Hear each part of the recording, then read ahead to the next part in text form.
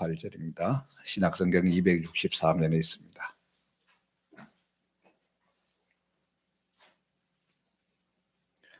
고린도전서 1장 18절, 하나님께서 오늘 우리에게 하신 말씀을 한 목소리로 받들어 봉독하도록 하겠습니다. 십자가의 도가 멸망하는 자들에게는 미련한 것이요 구원을 받는 우리에게는 하나님의 능력이라. 아멘. 오늘은 예수님이 나귀 새끼를 타고 예루살렘으로 입성을 하실 때 모든 이스라엘 백성들이 호산나 다윗의 이름으로 오시는디요, 하나님께 찬송을 올려드리면서 종려나무 가지를 꺾어 흔들고 옷을 바닥에다 깔기도 하면서 환영을 합니다. 그래서 종려주일 이렇게 이야기를 합니다. 그리고 이번 주간 이렇게 예루살렘으로 입성하신 예수님께서 십자가에 달리시고 돌아가시기 때문에 또 고난주간, 한 주간을 고난주간으로 지킵니다. 그래서 교회의 예전 색깔도 빨간색으로 이렇게 지켜나갑니다. 각 교회마다 이 사순절의 기간들을 쭉 지켜나가면서 다른 때는 일상적인 삶을 살아나가지만 특별히 이 고난주간만큼은 자신들을 더 절제하고 더 살피고 때로는 금식도 하면서 주님의 십자가와 그 사랑과 은혜를 기억하며 나아갑니다. 고난에 대한 제대로 된 이해를 가지고 부활의 감격 속에 나아갈 수 있는 것이죠. 고난이 없는 영광은 결코 없다는 것, 이것을 십자가를 통해서 우리는 다시 한번 보게 됩니다. 물론 아무렇지 않게 사순절을 지내고 또 고난기간을 지내고 그렇다면 부활도 마찬가지로 별 감격이 없이 다가옵니다. 고생을 해봐야 아무 일 없이 지내는 평안함이 얼마나 감사한가 아는 것이죠. 마스크 쓰지 않고 자유롭게 다 모든 교우들이 모여서 예배하고 또 식탁에 교제를 나누고 이럴 수는 있었던 것이 일상의 삶이었는데 지금은 이렇게 하지 못하잖아요.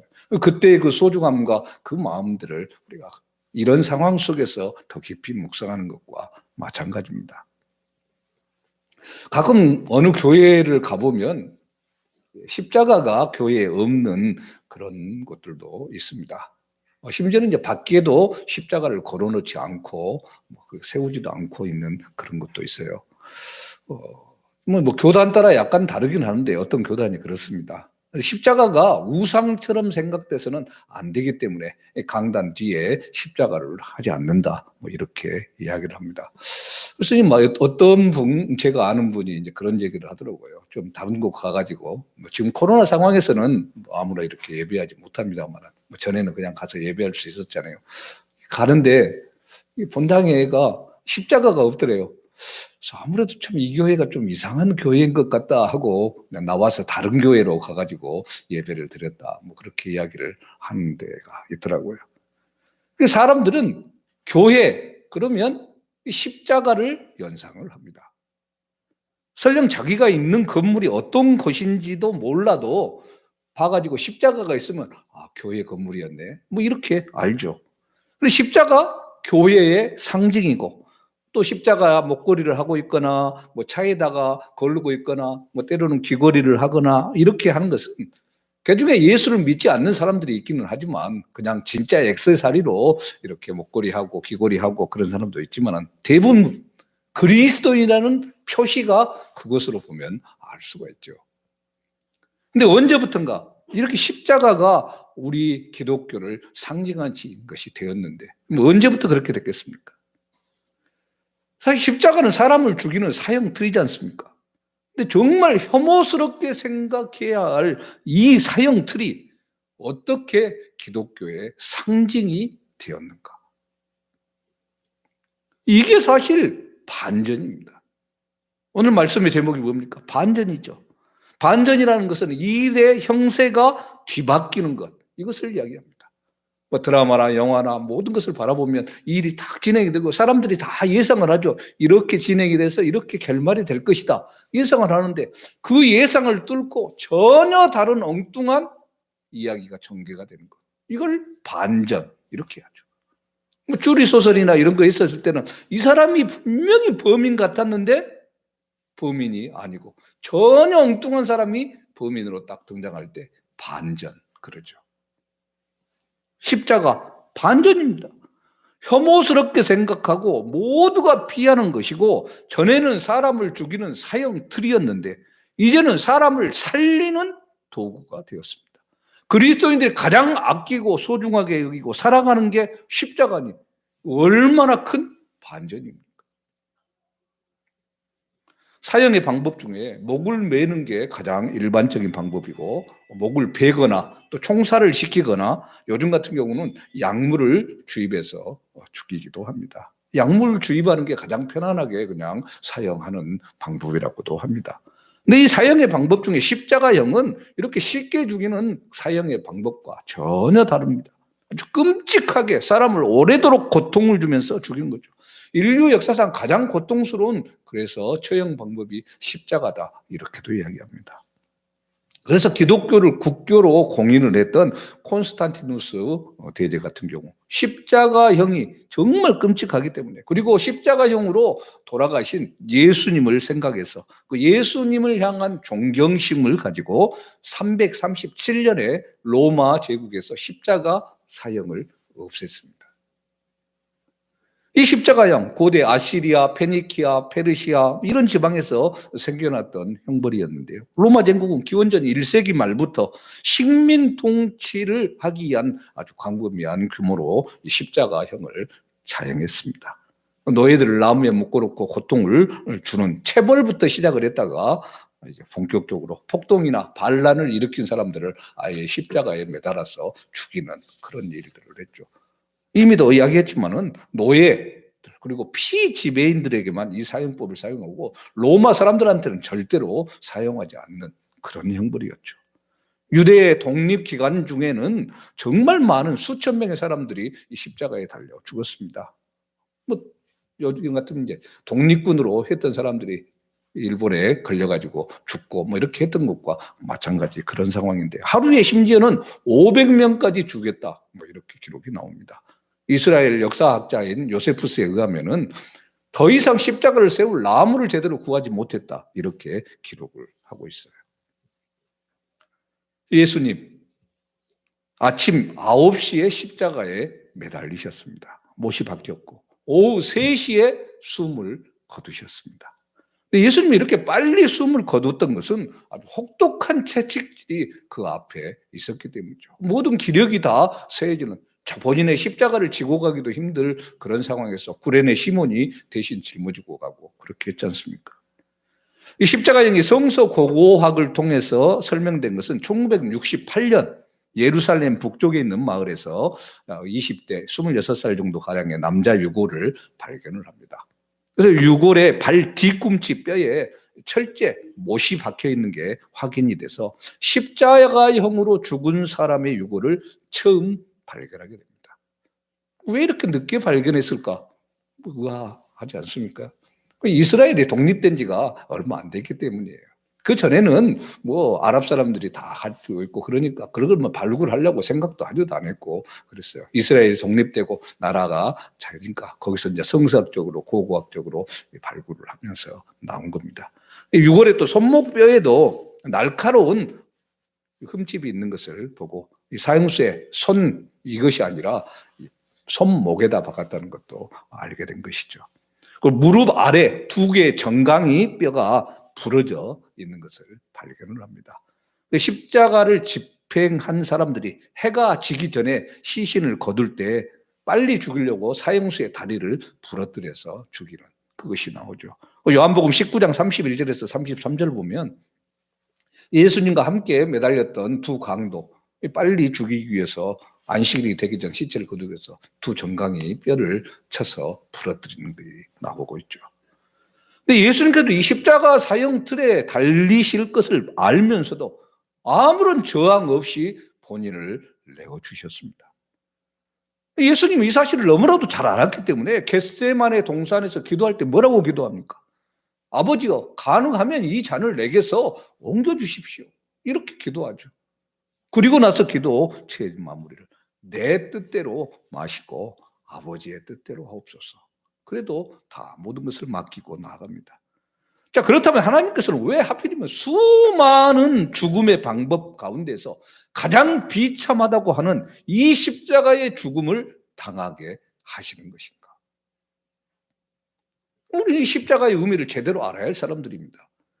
우리가 십자가의 의미를 확실하게 알아야 십자가가 과거의 사형 틀이 아니라 오늘 우리에게 힘이 되고 능력이 되는 십자가의 이 반전의 역사를 분명하게 얘기할 수 있고 함께할 수 있는 겁니다.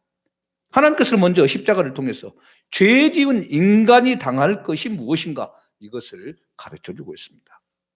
죄의 사망입니다. 죄 지은 사람 지옥에 갑니다. 십자가를 보면 알게 되는 겁니다. 영원히 죽지 않고 고통받는 곳이 지옥입니다. 십자가를 진 사람, 지옥에 간 사람, 그 소원, 자신을 빨리 죽여달라고 하는 그것뿐입니다. 그래서 부자와 나사로에 비유해서 뭐라고 얘기합니까? 지옥에 간 부자가 여기 오는 것 너무나도 힘들고 괴롭고 고통스러운 곳이니까 내 자식들한테 가서 제발 잘 좀 살아라. 이야기 좀 해주십시오. 말하죠. 나사로한테 부탁하지 않습니까? 소용이 그런데 없습니다. 죄 지은 사람이 한 번 당할 이 끔찍한 고통, 영원한 고통 속에 있다는 것을 십자가를 통해서 우리에게 보여주고 있는 겁니다. 일반 사회에서도 죄 지은 사람들은 그 형벌을 받게 되어 있습니다. 감옥에 갑니다. 하물며 하나님 앞에 죄를 지은 사람은 어떻겠습니까? 하나님께 죄 지은 사람, 지옥에 가게 되는 겁니다. 고통 속에서 영원히 지내게 되는 거죠. 그래서 이 세상에 일어나고 있는 수많은 끔찍한 일들은 지옥의 죽음, 십자가의 죽음의 그림자로 죄가 크면 클수록 인간의 운명도 더 비참해진다는 것을 보여주고 있는 것입니다. 자, 그렇기 때문에 생각만 해도 비참한 것이 바로 이 십자가입니다. 우리는 십자가를 바라볼 때마다 나는 내 죄 때문에 저 십자가에 죽어야 할 사람이었다. 이 사실을 기억하면서 하나님 앞에 감사하며 나가는 겁니다. 또 하나님께서는 십자가를 통해서 예수님께서 인간이 당한 모든 저주를 다 본인의 몸에 짊어지고 가셨다는 것. 이것을 보여주고 계십니다. 십자가를 볼 때마다 예수님이 우리를 통해서 무엇을 하셨는가? 하나님이 얼마나 우리를 사랑하셨는가? 이것을 볼 수 있어야 됩니다. 수고하고 무거운 짐진 자들아 다 내게로 오라. 내가 너희를 쉬게 하리라. 예수님이 말씀하셨죠. 나를 죄에서 해방시키기 위해서 예수님이 내 모든 죄의 짐을 다 지시고 십자가에 달리셨습니다. 예수님께서 죄가 있어서가 아니라 우리가 죄가 있었기 때문에 우리의 모든 죄를 대신해서 십자가에 지신 겁니다. 그래서 세례 요한은 세상 죄를 지고 가는 하나님의 어린 양이다. 예수님을 이렇게 보여줬죠. 자신의 죄가 아닙니다. 우리의 모든 죄, 세상의 죄를 지고 가십니다. 그래서 십자가에서 주님은 이렇게 말씀하셨습니다. 다 이루었다. 우리의 모든 죄값을 예수님께서 다 치르셨다는 얘기예요. 그래서 다 이루신 겁니다. 이 고통과 괴로움 속에서 우리의 죄를 해결하시고 죄값을 다 치는 겁니다. 우리가 집을 계약하거나 어떤 무엇을 계약하거나 차를 뭐 할부로 사거나 했었을 때 내야 되잖아요. 계약금을 겁니다. 그리고 그것을 정말 내 것이 되게 하려면 어떻게 합니까? 완납을 해야 되죠. 다 딱 하면 진짜 다 끝났다. 다 이루었다가 바로 이 말씀입니다. 모든 과정 지금까지 하나님께서 계획하고 생각하고 이끌으셨던 그것들이 십자가 위에서 다 이루어지신 겁니다. 예수님의 십자가로 인해서 우리가 예수를 믿기만 하면 그래서 죄인이 아닌 의인이 되고 죽음이 아닌 생명이 되게 하고 지옥이 아닌 천국의 자리로 인도하시는 겁니다. 그리고 또 하나님께서는 이 십자가를 통해서 이제는 하나님의 사랑을 우리에게 보여주십니다. 이게 최고의 사실 반전이에요. 우리를 위해서 예수님이 십자가에서 죽으신 것은 내가 열심히 기도했거나 정말 하나님을 잘 섬겼거나 그래서 한 것이 아니죠. 내가 뭔가 잘한 것이 있고 좋은 것이 있어서 그것이 아니라 하나님께서 세상의 그 어떤 것보다도 나를 사랑하시기 때문에 하나님께서는 독생자 예수 그리스도를 이 땅에 보내시고 십자가에 달려 돌아가게 한 겁니다. 예수님을 이 땅에 보내셔서 십자가에서 죽게 하시는 그 하나님의 마음 얼마나 안타깝습니까? 근데 이 십자가의 죽음을 통해서 예수님은 그 사랑, 하나님의 사랑을 우리에게 몸으로 보여주십니다. 로마서 5장 8절에 우리가 아직 죄인 되었을 때에 그리스도께서 우리를 위하여 죽으심으로 하나님께서 우리에 대한 자기의 사랑을 확증하셨느니라. 우리가 아직 죄인 되었을 때, 죄인일 때 하나님께서 우리를 선택해 주시고 불러주시고 이끌어 주셨다는 얘기입니다. 우리가 의인이었을 때가 아닙니다. 이게 반전입니다. 십자가는 하나님의 진노입니다. 그런데 우리는 이 십자가에서 하나님의 사랑을 받게 된 거예요. 그리고 지금은 십자가를 바라볼 때마다 하나님의 사랑을 느끼게 되는 것이죠. 이 십자가의 사랑으로 인해서 죄인이었던 우리가 죄 용서함 받고 하나님과 화해할 수 있게 됐습니다. 하나님의 사랑을 받은 자가 된 겁니다. 이건 뭐 내가 사순절이라고 해서 금식하고 뭐 고난받고 기도하고 선한 일을 하고 그래서 부활이 온 것 아니죠. 예수님이 십자가에서 돌아가셨기 때문에 내 죄를 해결해 주셨기 때문에 하나님의 사랑을 받을 자가 되고 부활의 능력이 바로 우리 것이 된 것입니다. 그래서 에베소서 2장 9절에 행위에서 난 것이 아니니 이는 누구든지 자랑하지 못하게 함이라 말씀합니다. 행위에서 난 것이 아닙니다. 내가 뭔가를 해서 내가 돈을 냈거나 재산을 기부했거나 뭘 해가지고 했다면 내 자랑이 될 수 있지만 나는 아무것도 한 것도 없는데 주님이 십자가에 달리셔서 모든 것을 해결해 주시고 하나님의 사랑 가운데 들어가는 것이죠. 그리고 또 하나, 이방인도 하나 아브라함의 복을 받는다는 사실, 이것을 십자가를 통해서 보여주시는데요. 이게 또 반전입니다. 원래는 아브라함의 자손만이 하나님의 복을 받을 사람이기 때문에 이방인은 죄로 죽을 수밖에 없었습니다. 하나님의 은혜를 받지 못할 사람이었습니다. 그런데 이 이방인들이 예수 그리스도가 십자가에 달려서 이방인의 죄까지도 다 해결해 주시고 인해 이방인도 이제는 하나님을 믿고 하나님을 아버지라고 부를 수 있는 양자가 되는 거예요. 내 자식이 아니었어요. 다른 자식이었는데 양자로 들어갑니다. 모든 것들을 똑같이 누릴 수 있는 자격을 다 부여받게 되는 겁니다. 하나님의 사랑의 대상이 된 것입니다. 그렇기 때문에 오늘 우리가 기쁨과 감격 속에서 나갈 수 있는 거죠. 그래서 우리의 신앙이 바뀌지 않으면 안 됩니다. 나를 살리신 주의 은혜에 감사하고 주님을 위해서 살고 주님께 사랑받는 자녀의 모습으로 나아가는 것. 이게 우리의 모습이어야 됩니다. 자녀들이 부모의 좋은 면만 받으면 좋겠는데 나쁜 것도 꼭 그대로 빼봤습니다. 행동뿐만 아니라 육체적인 질병도 유전되어서 담고 그래도 육체적인 질병은 어떻게든 고칠 수나 있는데 영적인 질병은 정말 고치기가 힘듭니다.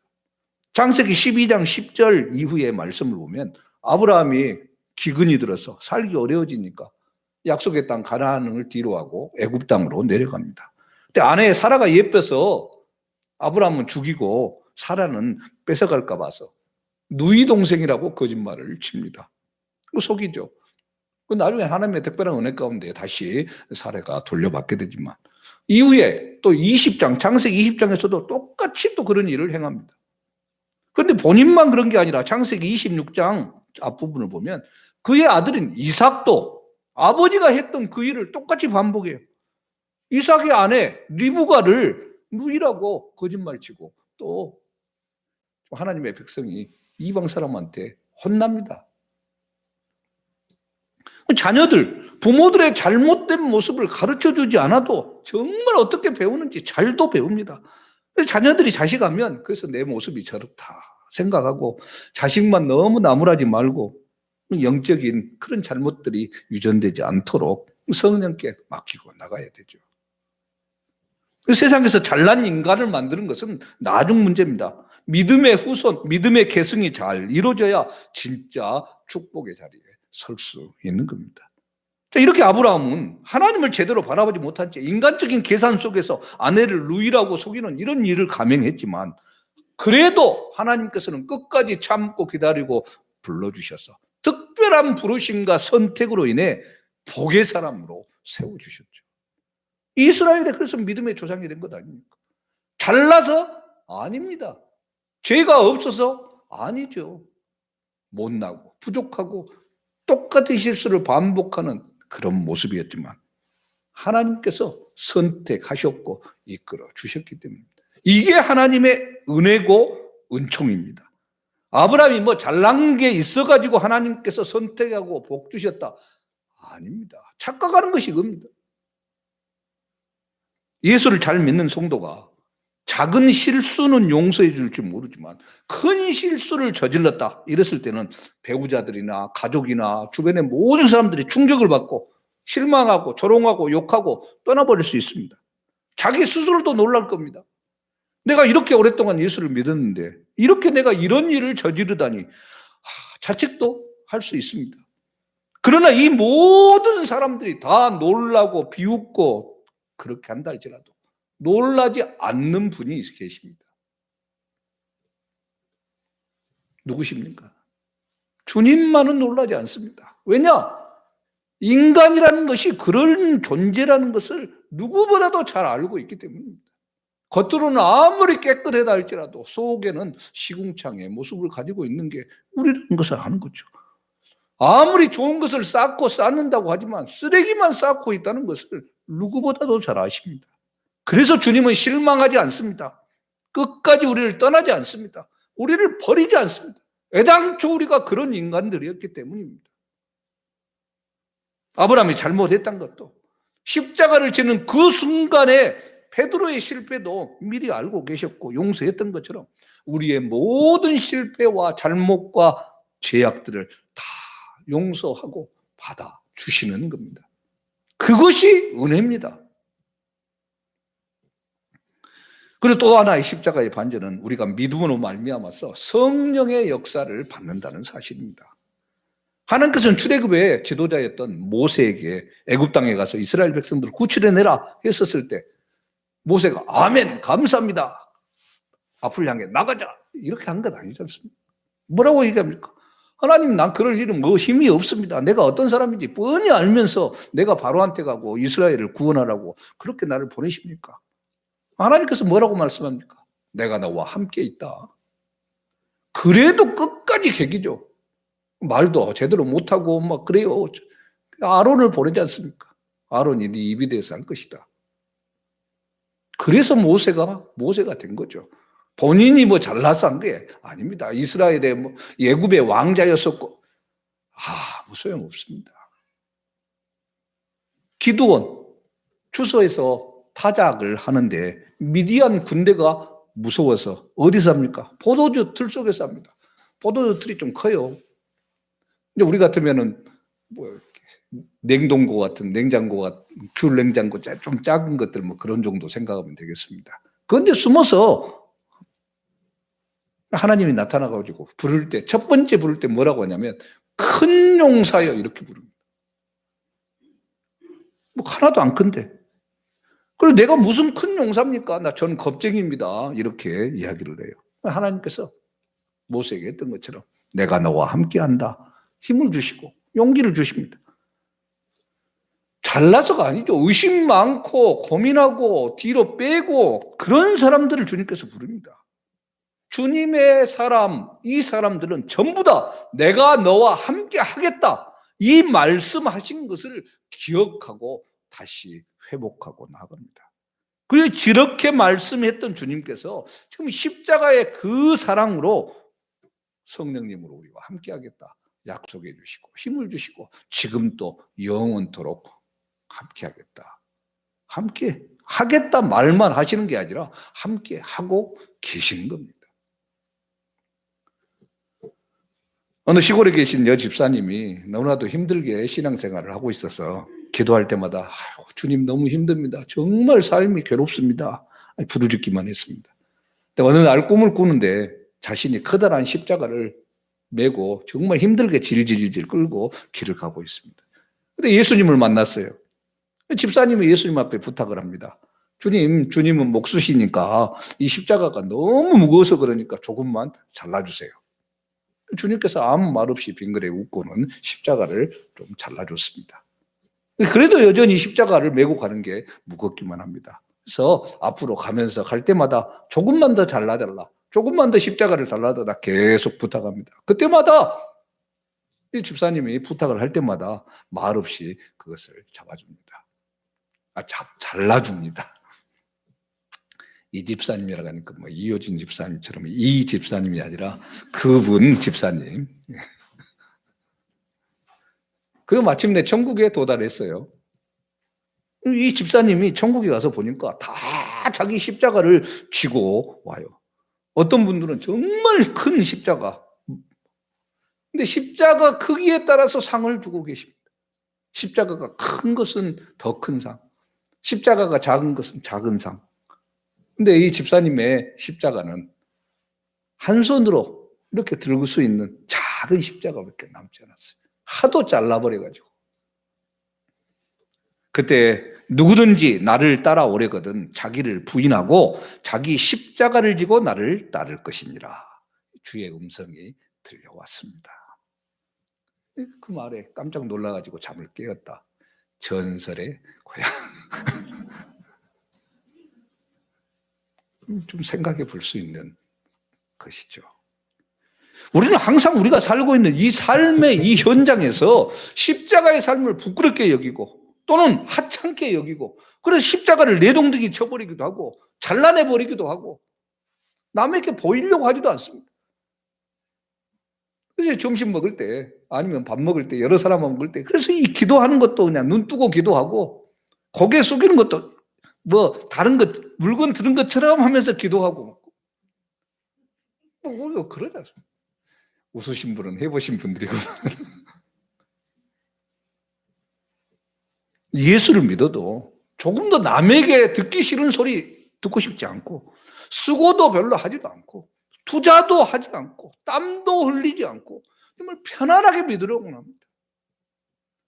근데 십자가는 이 반전의 역사가 있다는 사실을 알아야 됩니다.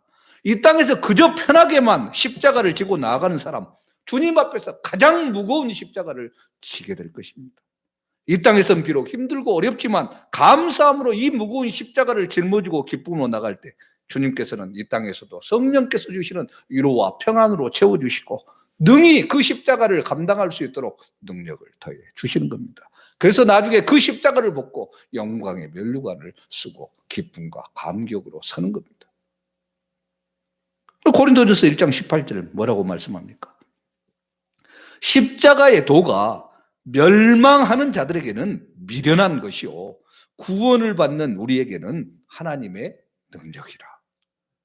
하나님을 믿지 않는 불신자들에게는 영적인 분별력이 없기 때문에 당연히 십자가 정말 미련 멍청한 것으로밖에 보이지 않습니다.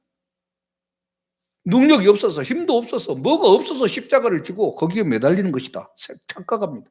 그러나 예수 그리스도의 이 십자가의 구원의 능력을 믿는 우리들에게는 십자가가 구원하는 하나님의 능력이라는 것, 이것을 믿고 나갑니다.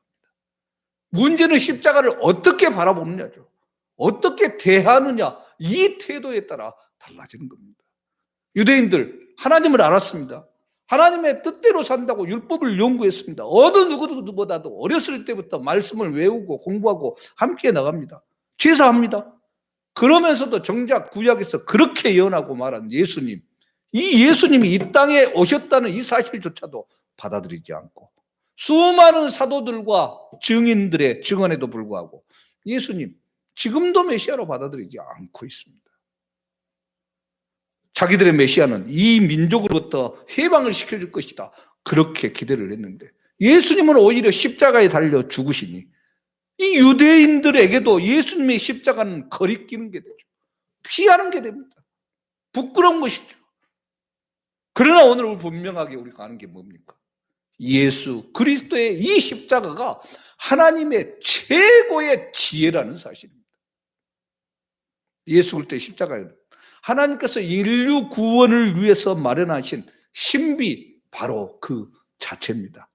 어느 누구도 예상하지 못했던 반전입니다. 만약 지금 이 십자가 사건이 없었다면 어느 누구도 구원을 받을 수 없습니다. 우리들은 원래 죄인으로 죽어야 마땅한 존재들이기 때문입니다. 하나님은 공의의 하나님이시기 때문에 그 죄값을 반드시 찾으십니다. 그래서 인간이 죄인인 이상 그 죽음에서 벗어날 길이 아예 없습니다. 그런데 공의의 하나님이신 이 하나님이 사랑의 하나님이시기도 하기 때문에 하나님은 죄인을 구원할 방법을 하나님의 놀라운 지혜로 마련해 놓으셨습니다. 죄가 없으신 예수님으로 하여금 죄인인 우리를 대신해 죽게 하시는 방법, 이것이었습니다. 예수님이 죄가 있어서 십자가에 달린 게 아닙니다. 죄가 없는데 죄인인 우리를 대신해서 죄값을 짊어지고 지신 것이죠. 그래서 하나님의 공의를 만족시킵니다. 죄인은 죽어야 된다는 것, 이거 예수님께서 했죠. 근데 예수 그리스도를 믿는 사람들을 그래서 구원하심으로 죄인들에 대한 사랑을 또 나타내십니다. 이게 십자가에서 이루어진 두 가지 일입니다. 그럼에도 불구하고 사람들은 어떻습니까?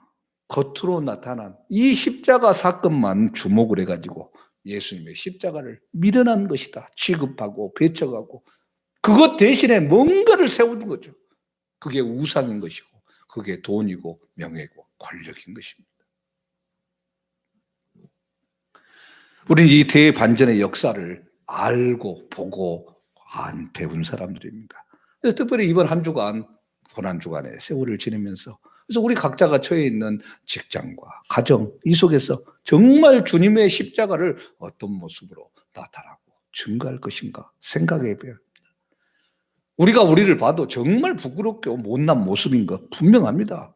그럼에도 입 다물고 뒤로 물러서지 마시고 부족한 바보 같고 멍충이 같은 나를 위해서도 십자가를 이렇게 지신 주님, 이 주님을 기억하면서 정말 감격 속에서 부활의 소망을 가지고 나아간 한 주간 되어야 됩니다. 이런 가운데 주께서 우리를 통해서 무엇을 말씀하시는가 분명한 삶의 목적을 알아나가야 되는 것이고, 그래 우리의 모든 것들을 다 십자가 앞에 내려놓고 주님의 길들을 따라 나갈 때 주님은 3일 후에 부활하셔서 우리와 함께 성령으로 은혜로 함께 주시는 겁니다. 고난의 시간을 제대로 의미 있게 보내지 못한다면 부활의 영광은 절대로 우리에게 영광으로 다가오지 않습니다. 부활의 영광이 우리에게 있다는 이 사실을 분명히 기억하고 구원의 십자가 그 사랑을 더 깊이 묵상하며 나가는 고난 한 주간 정말 귀한 시간 되기를 주님의 이름으로 축원합니다. 아멘. 언제나 우리의 삶을 주장하시고 인도하시는 하나님, 하나님의 특별한 은혜 가운데 십자가의 이 사랑으로 우리를 사랑해 주시고 이끌어 주시고 함께 해 주신 것을 감사합니다. 특별히 고난주간 한 주간을 지내면서 우리의 모습이 더 주께 가까이 나가는 시간 되게 하시고 우리들 더 절제하며 살피는 그런 시간들로 주님 인도하여 주시옵소서. 움츠리고 뒤로 물러서는 그 모습이 아닌 그것을 딛고 그럼에도 불구하고 나를 사랑해 주시는 하나님의 사랑을 더 감격하여 외칠 수 있는 복음의 증인된 자들로 설 수 있도록 주여 함께하여 주시옵소서. 놀라운 주의 사랑과 은혜가 우리와 함께 하시는 것을 감사드리며 살아계신 예수 그리스도 이름으로 기도합니다. 아멘. 다 같이 나서 찬송 100